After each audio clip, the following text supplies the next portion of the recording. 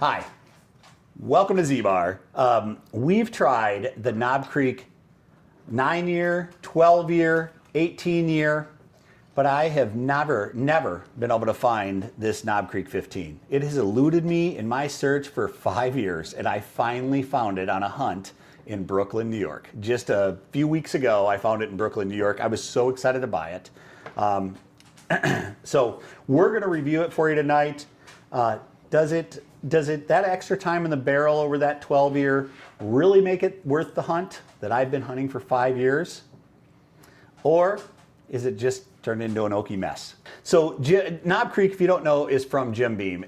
Jim Beam is it's part of the Beam Suntory distillery family. It's out of Clermont, Kentucky. It is they make some really good products. As I said, there's a 9-year version, a 15-year version, a 12-year version, an 18-year version, and now, just recently, a 21-year version, which I have and will be reviewing on a future video. So stay tuned for that. Make sure you subscribe so you get a chance to kind of follow along with this whole thing. If you've tried this 15, please give me a comment about what you thought about it. It's not even open yet. We're going to open it in front of you tonight. It's going to be a fresh pop, but I'm curious to see what you think of it. So give us some comments along the way here.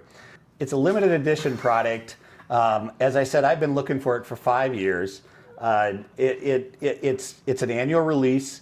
I think that's probably why for 5 years it's been hard for me to find. You just have to be in the right place at the right time to find it. I happen to be in the right place in Brooklyn when I found this one. And as I said, I've never even seen this bottle. It's not that I've passed on it. I never have seen it before. It was actually a respectable like $160, which is a little over MSRP, but I'm pretty proud of myself and pretty excited that I actually was able to get this one. It actually first launched in 2020, so it's not been around that long, so there's not been that many years of a release either. Mash bill on it, 77% corn, 13% rye, and 10% malted barley. So it's got a decent amount of rye in it, but that's a pretty traditional Jim Beam mash bill. It's a 100 proof product. If I had one complaint about it, that would be my complaint. It's only a 100 proof product. It's a $100 price tag on it, so it's not cheap. That's MSRP. As I said, I paid about $160 for it. With me tonight, I've got a friend, ZBar Bourbon Club member, Keith. Go ahead and introduce yourself, Keith. Hi, thank you for having me tonight, Steve. My name's Keith Leffers, and one of Steve's friends, golf buddies. We used to work together, but a little on the newer side to bourbon. And honored that I get to experience this 15-year-old bourbon with him. Let's go ahead and open up a bottle. Again, this is the first time we've opened this bottle. This is exciting for me. Again, I've been looking for this thing for a long time. It comes in a really cool, beautiful box. So that by itself is pretty cool. It was actually kind of glued in there, which was interesting. Ooh. And just like the normal Knob Creeks, it's got the wax on the top that I'm going to have to pull off, which made a mess. So Knob Creek 15. Here we go, fresh cack. Let's wet that cork. Ooh. Here we go, what do we think? Oh, it's a weak pop. Oh, that's disappointing when I've been chasing something this hard, but I'm gonna go ahead and pour mine. I'll let you pour your own. Let's go ahead and give it a nose and see what we think. That's interesting. I'm smelling a lot of alcohol at first. So the first thing I'm getting is just a ton of alcohol. Let's hope Same it opens here. up. It's a little bit overpowering at first, and then come back at it. It's not so bad. All right, now the second, you're exactly right. Second sniff, I'm getting a little bit more kind of darky fruit type stuff.